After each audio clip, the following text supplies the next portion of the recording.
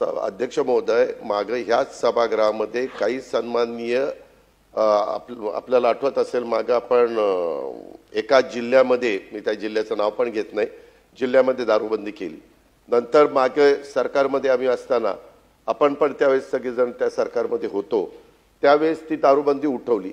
कारण सर्वे केला, दारूबंदी केल्यानंतर छोटी छोटी मुलं बाहेरच्या बाजूनी शाळेतली ते बाटल्या तिकडनं जिथं दारू विक्री व्हायची तिथनं घ्यायचे, दारूबंदी असणाऱ्या जिल्ह्यामध्ये आणायचे आणि ते विकायचे.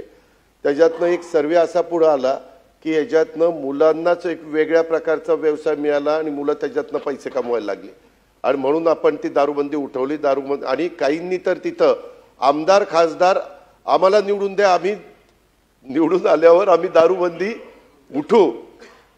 उठू आणि ते खासदार झाले, आमदार झाले. ही वस्तुस्थिती आहे आपल्या महाराष्ट्रामध्ये. पण त्या खोलात मी जात नाही. आता प्रशांतजी ठाकूर साहेबांचं म्हणणं, त्यांनी अनेकदा ही लक्षवेधी आणली. यांनी आता जे काही मुद्दे उपस्थित केले, बाबा एक तिथं विदेशी मद्य किरकोळ विक्री शॉप आहे.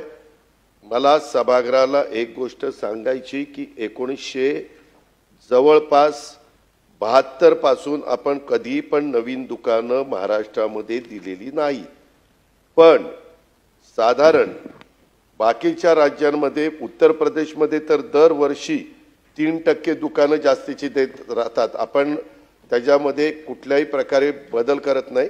मात्र काहींना एखाद्या ठिकाणी दारूचं दुकान असेल पूर्वीच्या काळामध्ये दिलेलं आणि त्याचं स्थलांतर करायचं असेल तर त्याला मात्र राज्य सरकार नियमाप्रमाणे परवानगी देतं. ज्या काही गोष्टी असतात, बाबा तिथून शाळा किती लांब असली पाहिजे, इतर काही गोष्टी किती लांब असल्या पाहिजे, त्याच्यामध्ये ते बसत असेल तर अध्यक्ष महोदय त्याला परवानगी त्या बाबतीमध्ये दिली जाते. आणि तिथं रेस्टॉरंट बार सुरू झालेले ते म्हणतात ते बरोबर FL3ची.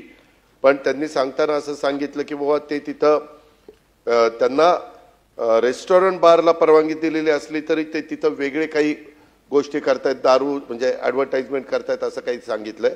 त्याच्याबद्दल एक्साईजचे लोकांना पाठवलं जाईल, तिथं स्क्वॉड पाठवलं जाईल अचानक आणि ते तपासलं जाईल किंवा कलेक्टरला पण त्याच्याबद्दलची माहिती किंवा आमचे SP पण तिथं असतात त्यांच्याकडनं पण ती माहिती ही निश्चितपणे घेतली जाईल.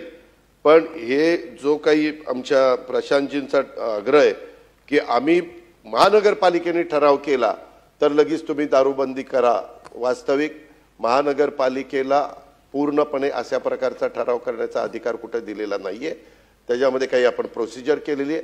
साधारण किती महिलांनी मागणी करायची, मग तालुक्याचं ठिकाण असेल तर त्याच्यामध्ये काय असलं पाहिजे, जिल्ह्याचं ठिकाण असलं तर काय असलं पाहिजे, महानगरपालिकेचं ठिकाण असलं तर काय असलं पाहिजे, ह्या सगळ्या गोष्टीची साधक बाधक चर्चा होते.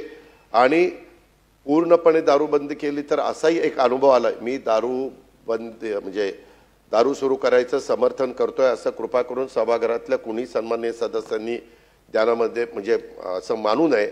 पण दारूबंदी एखाद्या भागात पूर्ण असली, आज देशामध्ये पण काही काही राज्यामध्ये दारूबंदी आहे, परंतु तिथून वेगळ्या मार्गाने एवढी मोठ्या प्रमाणावर दारू पुरवली जाते, हातभट्ट्या तिथं वाढल्या जातात, मग त्याच्यातनं वेगवेगळे प्रकार होतात, त्याच्यातून कधी कधी मनुष्यहानी त्या बाबतीमध्ये होती.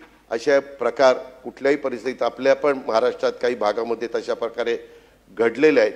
ह्या गोष्टी घडू नये.